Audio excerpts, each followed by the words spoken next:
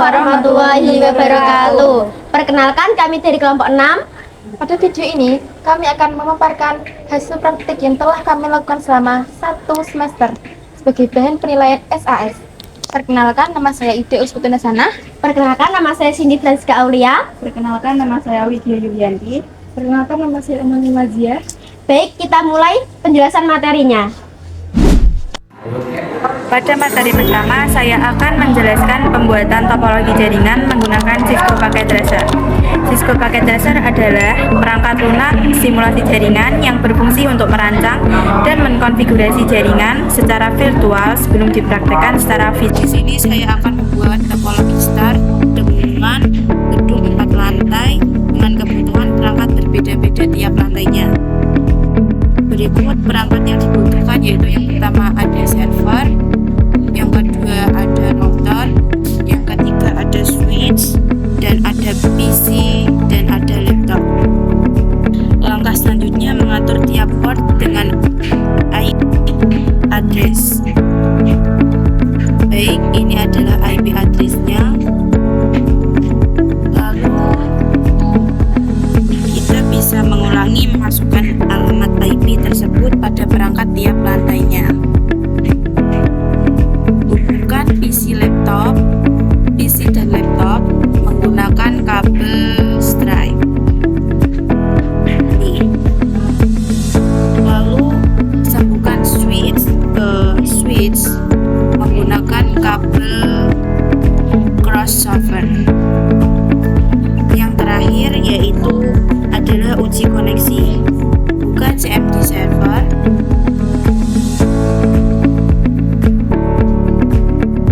Lalu ketik ping.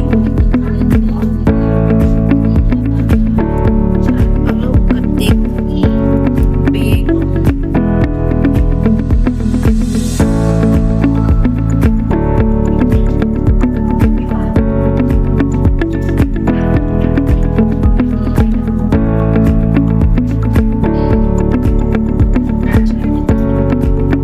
Lalu kita bisa aktifkan simulasi.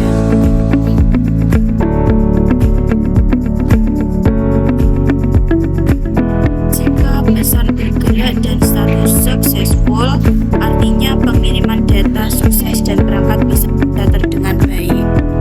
Pada materi kedua, saya akan menjelaskan pembuatan topologi jaringan menggunakan Google Earth. Topologi jaringan FTTH di Google Earth adalah gambaran atau peta visual dari jaringan fiber to the home FTTH yang ditampilkan menggunakan aplikasi Google Earth.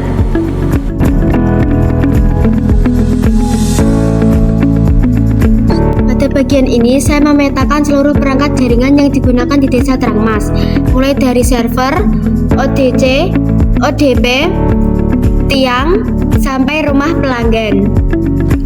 Di topologi ini terdapat 1 server, 1 ODC, 8 ODP, dan total 23 tiang. Setiap perangkat saya beri penanda yang berbeda agar mudah dibedakan. Sebelum menarik jalur kabel, saya mengukur jarak menggunakan fitur penggaris di Google Earth, dan hasil pengukuran jarak antara tiang satu ke tiang berikutnya berkisar 40 sampai 45 meter. Setelah jarak didapatkan, saya menghubungkan titik-titik tersebut menggunakan garis atau path sebagai simbol jalur kabel fiber optik. ODP akan ditempatkan di lokasi yang strategis, sedangkan ODC dipasang di titik yang dekat dengan server agar koneksi dapat berjalan optimal. Tiang dipasang di beberapa persimpangan atau pinggir jalan untuk mempermudah penarikan kabel. Dengan pemetaan seperti ini, kita bisa mengetahui alur kabel, posisi perangkat, dan perkiraan panjang kabel yang dibutuhkan, sehingga memudahkan perencanaan instalasi jaringan FTTH sampai ke pelanggan terakhir. Setelah selesai membuat rancangan topologi Google Earth di Desa Trangmas, langkah selanjutnya adalah menyusun RAB atau rencana anggaran biaya. RAB ini digunakan untuk memperkirakan total biaya yang dibutuhkan dalam pemasangan jaringan FTTH, mulai dari material sampai biaya jasa. Perhitungan ini masih berupa perkiraan dan bukan jumlah yang sebenarnya. Dalam RAB ini terdapat beberapa komponen yang diperlukan. Jumlah material atau komponen yang digunakan dihitung berdasarkan kebutuhan di lapangan, misalnya jumlah tiang, panjang kabel, jumlah ODP, dan perangkat pendukung yang lainnya. Berikut rencana bahan-bahan yang akan diperlukan. Yang pertama ada OTP dengan spesifikasi 24 core LZ single mode sliding plus pigtail. Yang kedua ada OLT kapasitas 64 port dengan kecepatan 1,25 gigabit. Yang ketiga ada Mikrotik dengan spesifikasi 5 port Ethernet, 2,4 gigabit MIMO dan 1 port USB. Yang keempat ada ODC dengan spesifikasi 96 core SJUPC adapter full set, 12 core pigtail cable.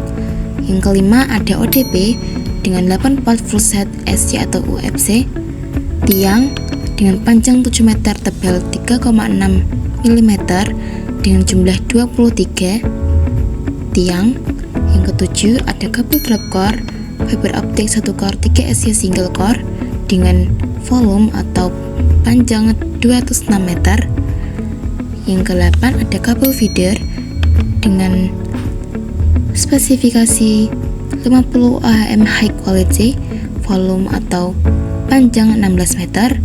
Yang ke-9 ada modem dengan spesifikasi 300 Mbps wireless and 4G LTE, bisa dibagi 32 device dengan kecepatan 150 Mbps.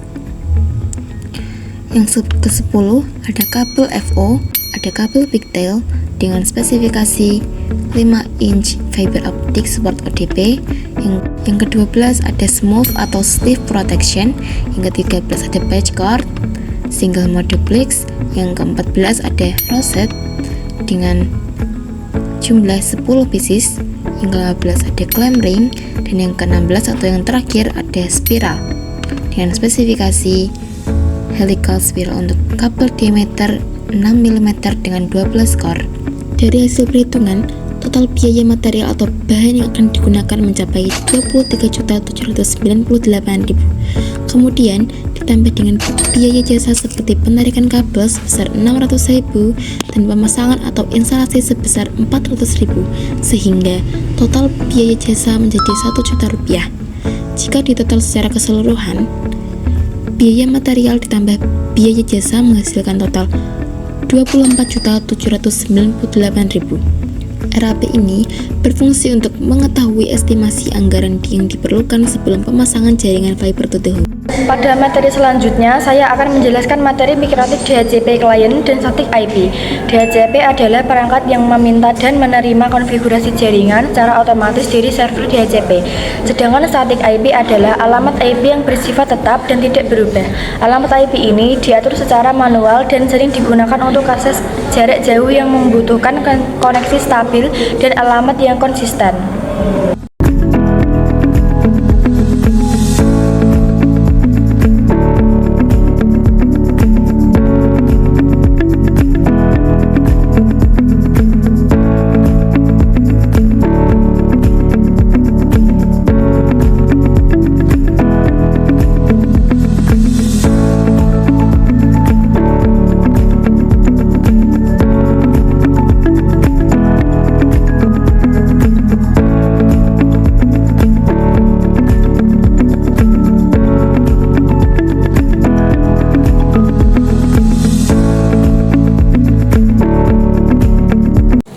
Buka aplikasi Winbook terlebih dahulu. Setelah itu, kita refresh tampilan IP sampai keluar kosong-kosong. Setelah muncul, klik connect.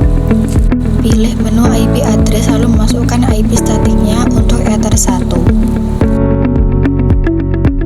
Setelah selesai, klik apply lalu OK. Kita ulangi lagi untuk IP Ether 2. Isi IP addressnya, klik apply lalu OK. Buat lagi untuk IP Ether 3, isi IP addressnya, klik apply lalu OK. Pilih menu IP lagi lalu pilih menu firewall. Pilih NAT pada bagian atas, setelah itu klik tanda plus. Pilih general pada bagian out interface, pilih Ether 2. Lalu ke menu action, klik lalu pilih Masquerade, setelah itu klik apply dan OK. Pilih IP lalu klik DNS dan isi dengan 8.8.4.4, klik apply dan OK. Pilih menu IP, setelah itu klik menu routers. Pilih gateway lalu isi. Setelah selesai, klik apply dan OK.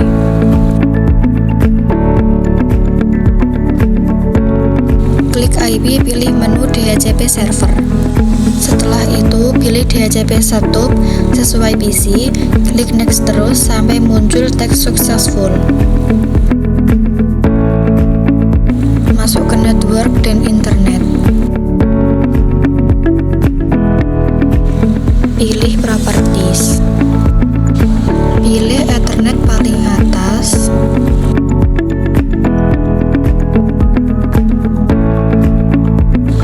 Pilih properties. Pilih internet protokol. Kemudian isi IP address, subnet mask, dan gateway. Setelah itu DNS.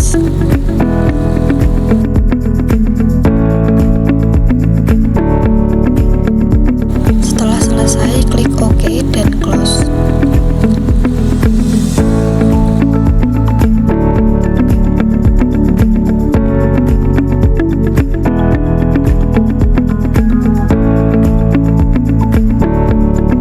Setelah tersambung, internet sudah dapat digunakan. Selanjutnya di PC2 kita langsung saja sambungkan ke internet. Pilih change adapter, lalu pencet Ethernet. Pilih properties, lalu pencet internet protokol. Setelah itu kita tambahkan IP dan isi DNS-nya.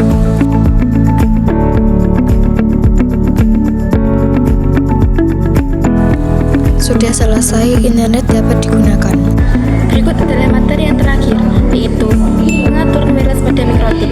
Wireless modem mikrotik adalah fitur yang digunakan untuk memancarkan jaringan Wi-Fi melalui interface WLAN, sehingga perangkat seperti HP dan laptop bisa terhubung secara nirkabel atau tanpa menggunakan kabel.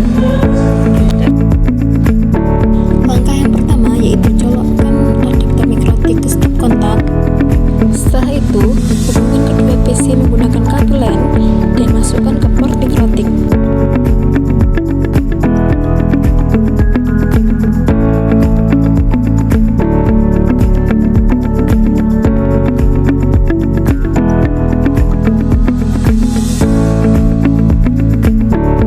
Setelah selesai, buka aplikasi Winbox di komputer, refresh sampai muncul IP. Setelah itu, klik connect, pilih menu wireless.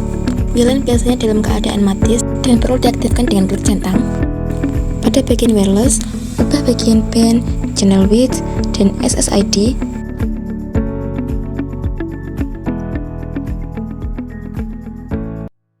Pada menu general, isi nama menjadi nama kelompok.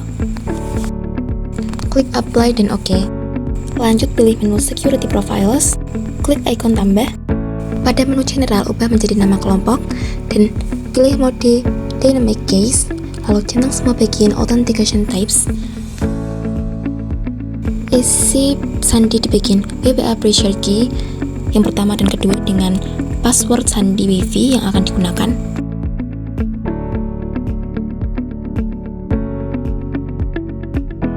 Kembali ke Wi-Fi interface. Ubah security profile di WLAN menjadi profil yang baru kita buat tadi.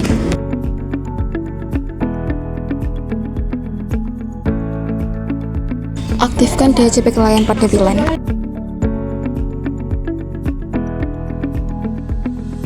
Tambahkan IP yang akan digunakan untuk PC1 dan PC2.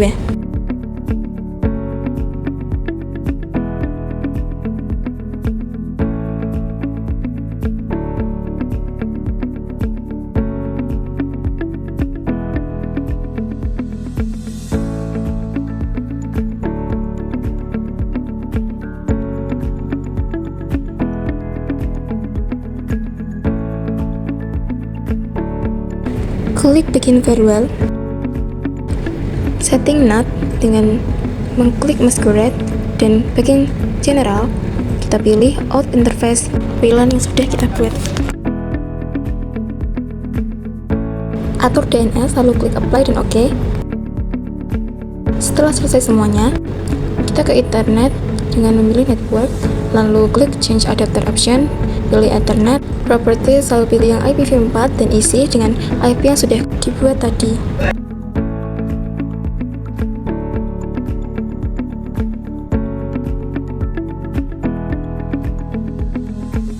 Klik apply dan OK. Nah, komputer sudah terhubung dan internet dapat digunakan. Lanjut setting PC yang kedua. Klik Ethernet, Properties, dan pilih yang Internet Protocol version IPv4 dan isi IP subnet dan default gateway-nya.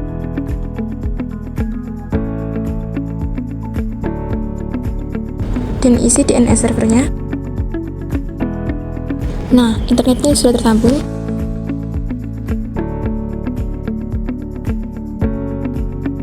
Langkah terakhir yaitu cek ping dengan klik Windows tambah R secara bersamaan. Ketik CMD. Setelah itu, ketik ping google.com di PC dan akan muncul pattern seperti ini yang artinya koneksi sudah aktif dan berjalan dengan baik.